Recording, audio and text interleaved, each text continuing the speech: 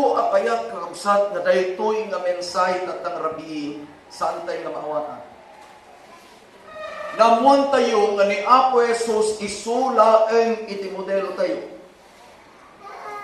Namuan tayo nga no anya iti aramiden ni Apo Jesus iti karnero na aramiden na may. Namuan tayo kakabsat nga ni Apo Jesus ket anya italdaw nga nagilinan na? Sabado. Sabado.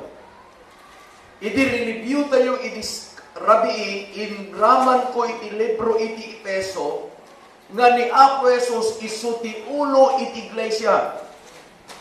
Dayjay nga Kristo nga nangisalakan iti iglesia isu iti Apo iti Sabado Matthew 12. Ngarod dagiti anak na masapul damit nga agngilin iti Sabado.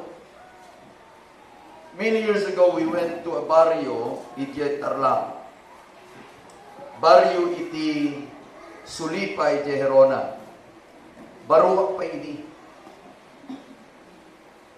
At iti may sa nga pamilya nga iti father daket principal, iti ina ket public school teacher.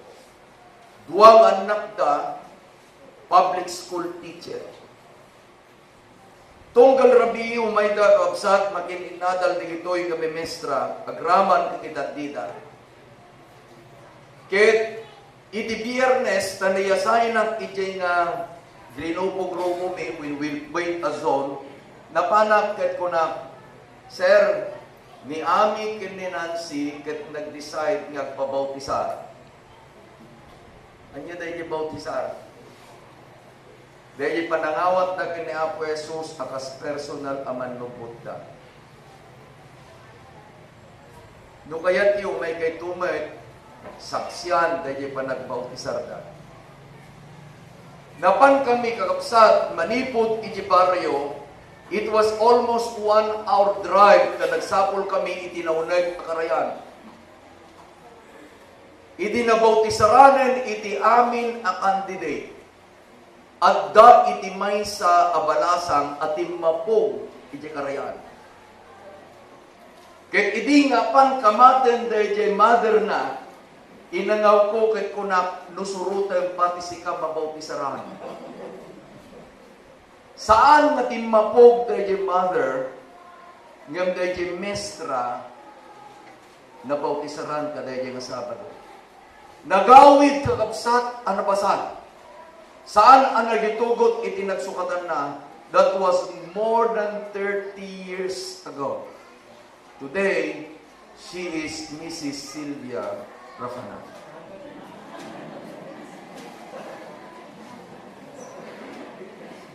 Saan ang nakita ni Mrs. Rafanan, ni Pastor Rafanan ngayon muna, nakita na ni Apo Jesus.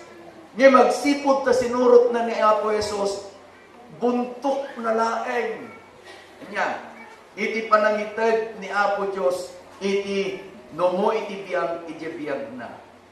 Si Maruno, dayjay manang nga Josie, isuitat na ti Mrs. Payuyo. In their family, talo kakabsat iti nabautisaran nga nagbalin nga asawa iti pastor ni Mrs. De Leon de Gemesa. Ni Apo Jesus agsipod takayat na nga dagiti sumurot ken kuana uray no awan iti basol na anyat inaramid na nagbabautisan. Awan iti rason nga rod kadagiti mamati ken ni Apo Jesus nga saan da umanga awaten iti pannakabautisar taapay ni Kristo mismo, ni Apo Jesus mismo, ket nagpabautisar. Please prepare your heart tonight. Because this is a very serious topic that we'll be studying. Iti background na daytoy kagabsat. Idin nga inbaon ni Apo Diyos ni Moses nga napan iti Ehipto. Nang nagkukunana iti panagsangit panagrigat dagiti anak ko, masapol nga iruwar mo ida. Saan akayat apalubusan ni Paraon dagiti anak ti Israel? Nangited ni Apo Dios iti sangapulo nga panangipakita na iti pannakabalin na. Datayo nga nganito yung nagawid di langit. Dahil yung pamati. Sakbay tayong agawid iti langit kakabsat. Ipakitan to ni Apo Dios iti pannakabalin na. Ket dagitiyay nga dungeg iti timek na isang sangayan to iti aramiden ni Apo Dios nga panangipakita na itayat na. Ngem kadagitiyay nga saan da nga makadesisyon, saan da akayat nga awaten ni Apo Jesus, dakkel to kakabsat. Iti aramiden ni Apo Dios kadakwada. Agkararag tayo. Manakabalin nga Ama, agyaman kami, kadagiti anak mo nga namati, iti padamag kadakwada. Patyan niyo Diyos nga dupay, dagiti anak mo, nga kasapulan da iti panagtulong iti Santong Espiritu, tapno makaramid da iti desisyon. Tulungan na kami o Diyos, uray pa yan da kami, ngay mawaten iti pamati, ken uray pa digiti kakabsat mi, nga day tatanga makinadal kada kami. Babayan kadi iti Santong Espiritu maawatan mi dahil padamag itatang rabi. Tapno Ama awanto iti rason nga inton no umay dahil nga panawen nga ibaon mon dahil ito'y apungtot mo. Saan dantong agpipin na basol o Diyos tanamuan da dahil nga kinapud mo. Agari nga kumitital na kadagiti nagtingan ni ngamnang nang runa iti Santong Espiritu ko may timangitalan kada kami itinagan niya po mesos dawatin mirigitoy. Amen. Okay.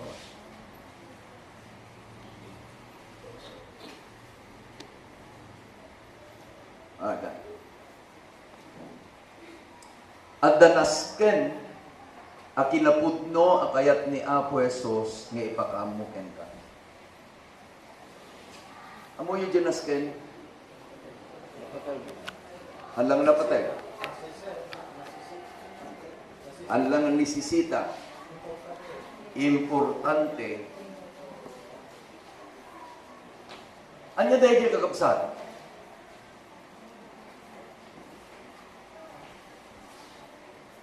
Anya iti agururay kadagiti saan nga umawat ken ni Apo Jesus akas pastor da. Iti Apokalipsis 14:9 ken 10 mabasa tayo.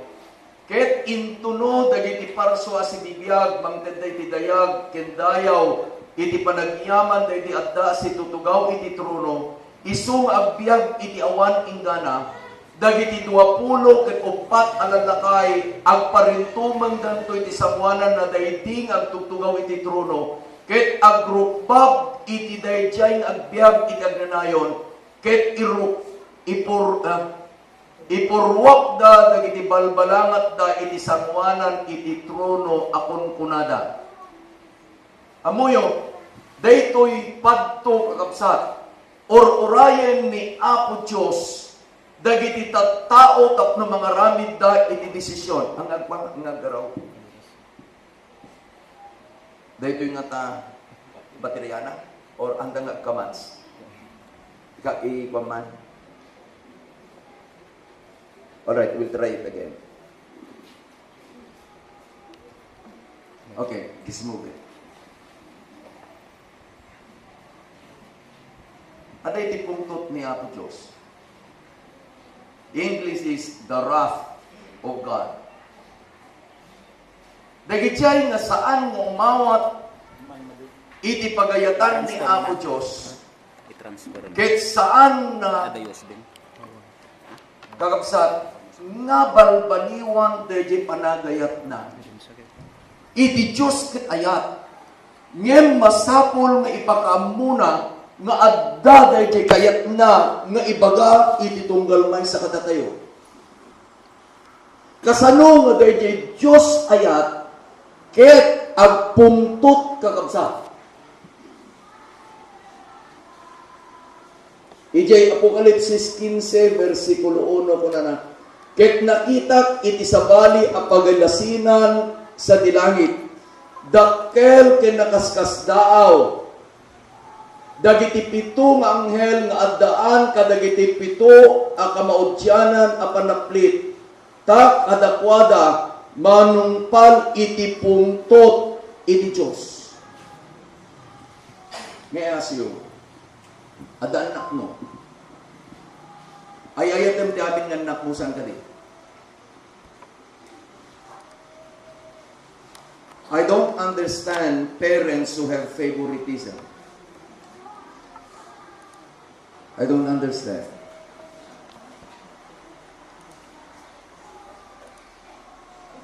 The favorite mo? Kapag kulkul dito, siya ti favorite mo.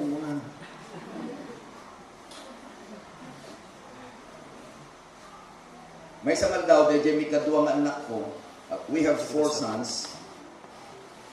Kung nanagad at danadlaw ko, anya barok ko na.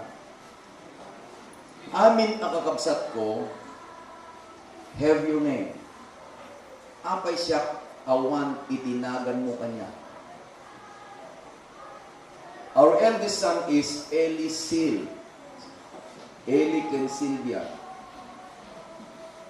Dahil may katlo ken may kapat, itinagan na Darwin Eli ken Sherwin Eli. Dahil may kadwa has not Eli in his name. His name is Christian Mark. Kit ko na dati apay, sa anak ka di akay kayat. Akas iti ko na, iti may sang nga Diyos nga agay ayat. Apay nga agpungtot. Mamatan yung kansa. No iti Diyos ket ayat. Apay nga agpungtot ni Apo Diyos. Wen ta inikkan na iti amin agundaway, iti amin apanawen, iti amin at tao, tapno mangegda dahi ayat na. Ngen sa anda at diningeg dahi pablaak wano di warning ni Apo Diyos. Isunga ninaganan ni Apo Diyos dahi aramidin na ket pungtot iti Diyos. Ituloy tayo kagsat nga basahin. Umuna, anya dahi umuna apungtot ni Apo Diyos. Iti Apokalipsis 16, versikulo 2. Basahin tayo. Ket primuar dahi umunang anghel, ket inbuyat na dahi malukong na iti daga, ket nagbalin aderder anak aryek ken nas saem dagiti tattaw nga daan iti markaday di animal ken agrupbab iti ladawan na. Let me explain this. Inadal tayo nga adda iti marka ni Apo Diyos kadagiti karnero na. Saan ka di? Ammo ni Apo Diyos ket kunana amok dagiti kukwak. Inted ni Apo Diyos iti aldaw a panaginana akas tanda marka kadagiti anak na. Saludsudem kanya pastor, ti kaya mo masawen. Dagiti saan naggilin iti Sabado awan iti marka ni Apo Diyos kadakwada. Amuan tayo nga adda iti kabusor ni Apo Diyos. Dahil kabusor ni Apo Diyos iso iti nangipasdek. Dahil panagnilim iti sabaling aldaw, laksid iti aldaw a Sabado. Ngarod itimbagana, inton no umayen di umuna apungtot ni Apo Diyos, ibuyat na, sino mabuyatan?